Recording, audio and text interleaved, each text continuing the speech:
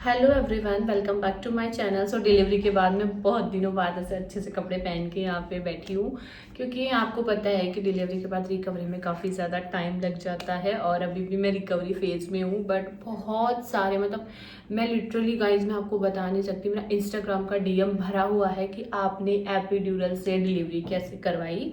तो देखो, थोड़ा एपिड्यूरल थोड़ा सा इंडिया में लोगों को इतना नहीं समझ में आता जहाँ तक मुझे लगता है, क्योंकि बहुत से मैसेजेस मेरे पास ऐसे भी थे कि एपिड्यूरल क्या है। पहले मुझे भी नहीं पता था, ऑब्वियसली मुझे कैसे पता होगा, क्योंकि जिस चीज़ में आप घुसते हो उसका नॉलेज आपको होता है। तो आज मैं आप लोगों को सिर्फ एपिड्यूरल के बारे में बताऊंगी और फिर नेक्स्ट वीडियो आएगा जिसमें मैं अपना नॉर्मल डिलीवरी का एक्सपीरियंस आप लोगों के साथ शेयर करूंगी। तो मैं इसी ड्रेस में दोनों वीडियो शेयर कर लूँगी। लिटरली मैं पूरी रात से नहीं सोई हूँ। मेरी बेबी रात को 2 बजे जगी थी और सुबह 5 बजे सोई है, और फिर उसके बाद वो हर 2 घंटे में हमें उसे फीड कराने के लिए उठाना पड़ता है। बट फिर भी मैं आज दिन की नींद स्किप करके वीडियो बना रही हूँ, क्योंकि मैं इतने सारे मैसेजेस और मैं टाले जा रही हूँ कि बताऊंगी बताऊंगी बताऊंगी, बट मैं नहीं बता पा रही हूँ।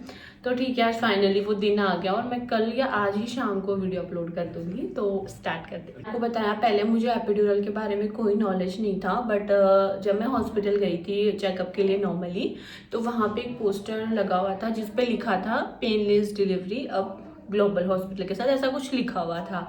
तो बट मुझे एपिड्यूरल के बारे में मैंने यूट्यूब वगैरह पे सुना था और मैंने देखा भी था कि एपिड्यूरल से कैसे डिलीवरी होती है। फिर मैंने मैम से पूछा कि मैम ये पेनलेस डिलीवरी और एपिड्यूरल, फिर जब मैम से मैंने पूछा कि मैम ये पेनलेस डिलीवरी का प्रोसेस कैसे क्या होता है, तो मैम ने मुझे एक्सप्लेन किया कि ये एक पेनलेस डिलीवरी है और हमने हमारे हॉस्पिटल में बहुत सी सेक्शन होने से बचा लिए हैं जब से एपिड्यूरल हमने लिया है। तो फिर मैंने घर आके एपिड्यूरल के बारे में रिसर्च किया, क्योंकि कई लोग ऐसा बोलते हैं कि इसके साइड इफेक्ट होते हैं, बट मुझे इसका कोई साइड इफेक्ट नहीं हुआ और मैं आपके सामने बैठी हूँ। तो मेरी नॉर्मल डिलीवरी हुई है, जैसा कि आप लोगों को पता है। तो जब हम हॉस्पिटल में गए तो मैम ने मुझे पहले ही एक्सप्लेन कर दिया था और मेरा पहले से ही प्लान था कि मुझे एपिड्यूरल लेना है।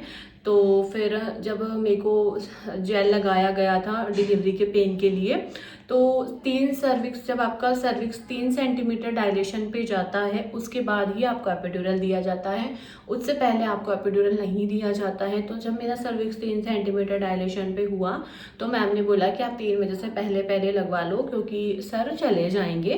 तो उस टाइम मैंने नीडल लगवा ली। मैंने नीडल 3 बजे से पहले पहले लगवा लिया था और जब एपिड्यूरल का डोज चालू हुआ वो मेरा शाम को हुआ था।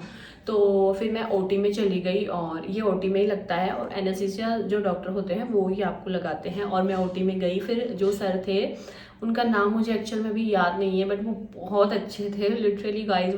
बहुत ही ज़्यादा उन्होंने इतना इजीली और इतना स्मूथली उन्होंने एपिड्यूरल्स लगाया मुझे मैं काफ़ी नर्वस थी वहाँ पे कि कैसे क्या होगा।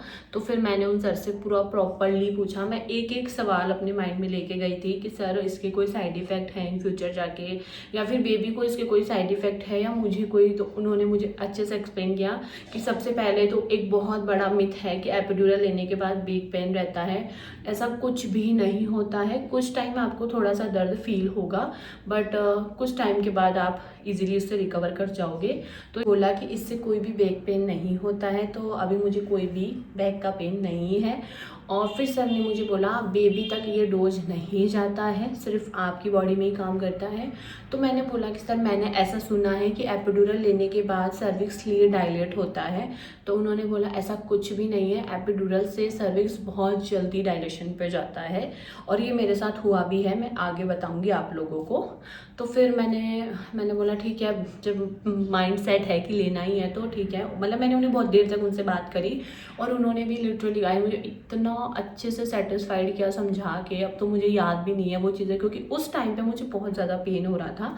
फिर मैं अंदर गई और वहाँ पे एक ऐसी चेयर होती है जहाँ आपको एनेस्थीसिया लगता है, तो वहाँ पे उन्होंने मुझे बैठा दिया और एक स्टाफ था मेरे साथ, जो रेजिडेंस डॉक्टर होते हैं वो मेरे साथ गए थे 2, और पूरा मॉनिटरिंग अच्छे से हो रही थी वहाँ पे।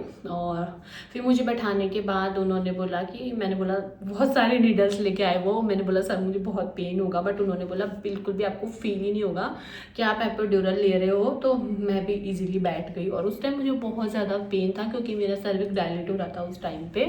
तो फिर मैं वहाँ बैठी और उन्होंने बहुत स्मूथली मुझे लगा दिया।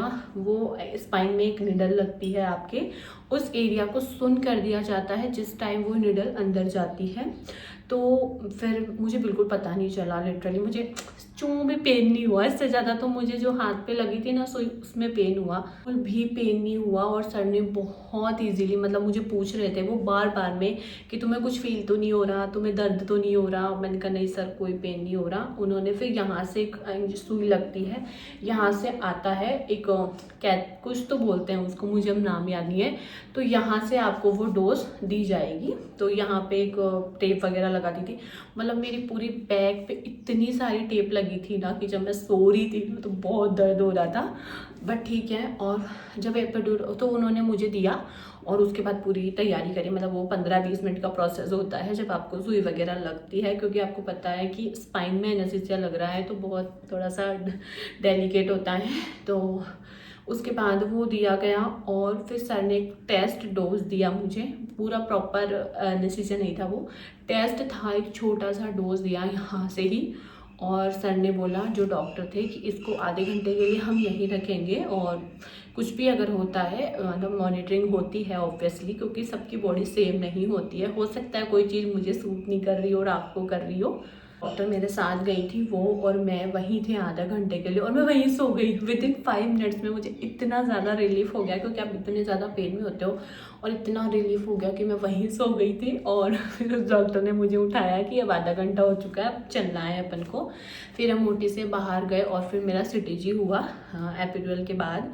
तो मैं नर्स को बोल रही थी कि मैं अब सो रही हूँ, आप मुझे उठा लेना। तो नर्स ने बोला कि ये सोने का टाइम नहीं है, डिलीवरी करानी है। मैंने कहा अभी थोड़ी होएगी, बहुत लेट होएगी। और जैसे जब मेरा सर्विक्स कितना क्या डायलेट हुआ वो मैं आपको अलग वीडियो में बताऊंगी, ये सिर्फ मैं एपिड्यूरल के बारे में बता रही हूँ।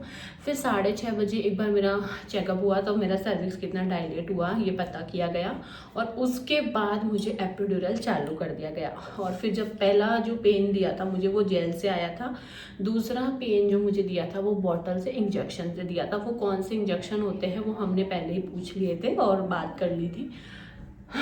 सांस भर जाती है अभी भी। तो फिर इंजेक्शन से मुझे वो पेन आया। जैसे ही मतलब जेल का काम हुआ, फिर 6 बजे के अराउंड मुझे उन्होंने इंजेक्शन दे दिया था, सॉरी बॉटल के थ्रू इंजेक्शन दिया था।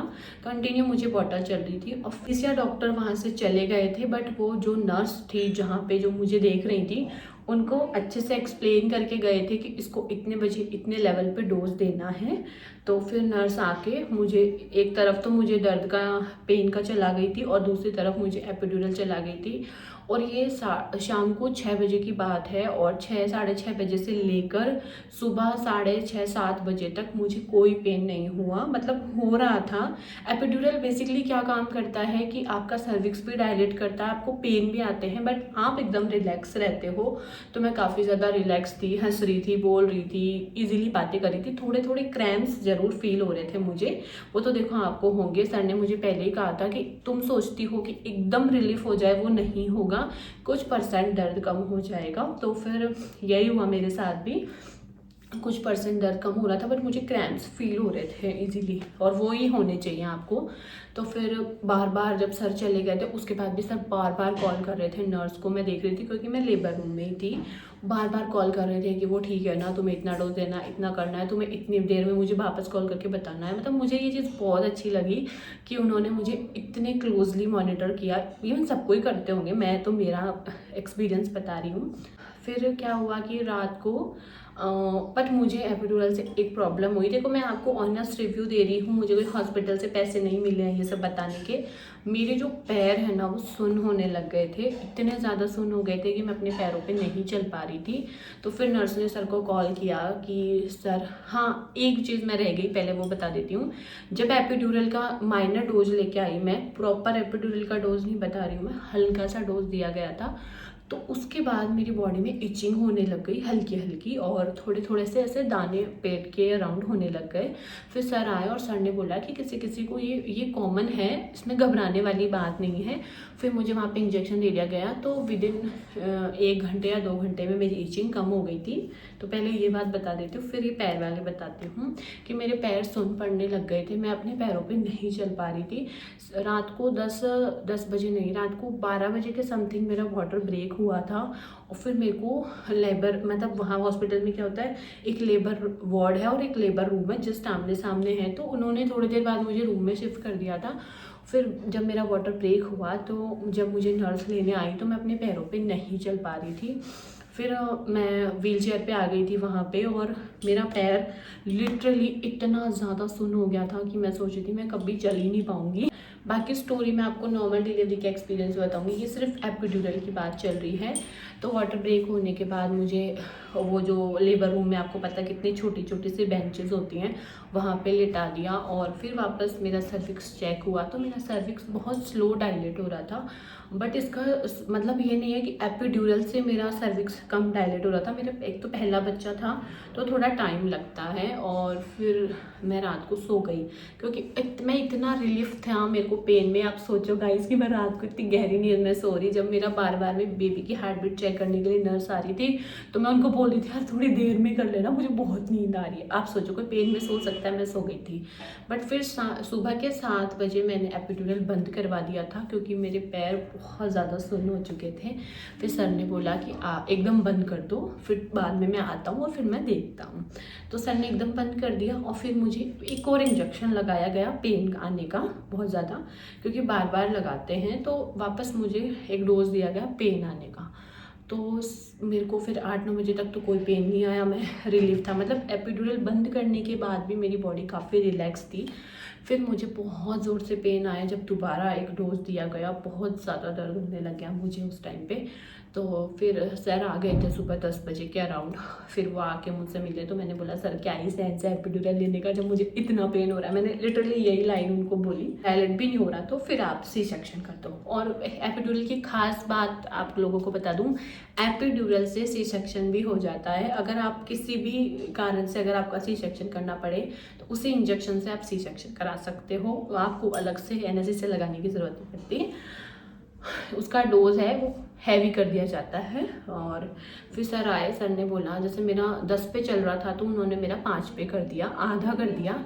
और फिर नहीं, पहले सर आए तो मैंने उनको ये बोला कि ये कैसा एपिड्यूरल है, मुझे तो पेन हो ही रहा है बहुत ज़्यादा, क्योंकि मैंने सुबह बंद करवा दिया था।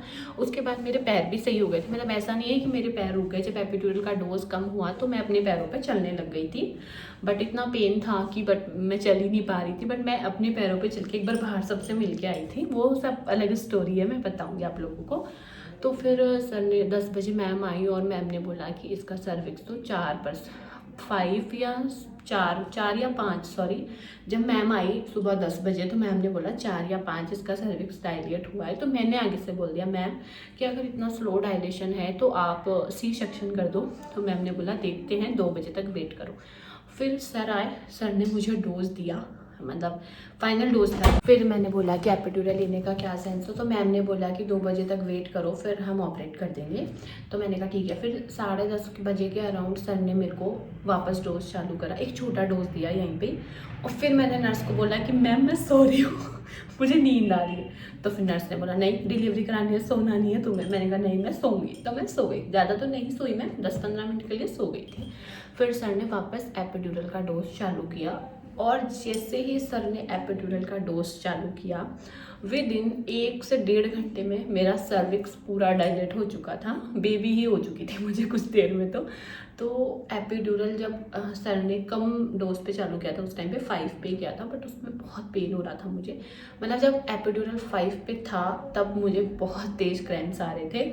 और फिर जब मुझे नर्स ने बोला, एडवाइस किया कि तुम है ना थोड़ा थोड़ा पुश करना चालू कर दो अपनी साइड से, क्योंकि एपिड्यूरल में इतना फील नहीं होता। बट सर ने मुझे लगाने से पहले ही बता दिया था कि जब सर्विक्स पूरा डायलेट हो जाएगा, जब मैं ओटी में थी तभी मुझे सर ने बोल दिया था कि जब पुश करना होगा तब एपिड्यूरल का डोज बिल्कुल कम कर दिया जाएगा, क्योंकि फिर तुम्हें सेंसेस नहीं होगा कि अब पुश करना है। और मैंने देखा कि सर ने बिल्कुल डोज कम कर दिया था जब मेरा सर्विक्स 10% मतलब पूरा डायलेट हो चुका था।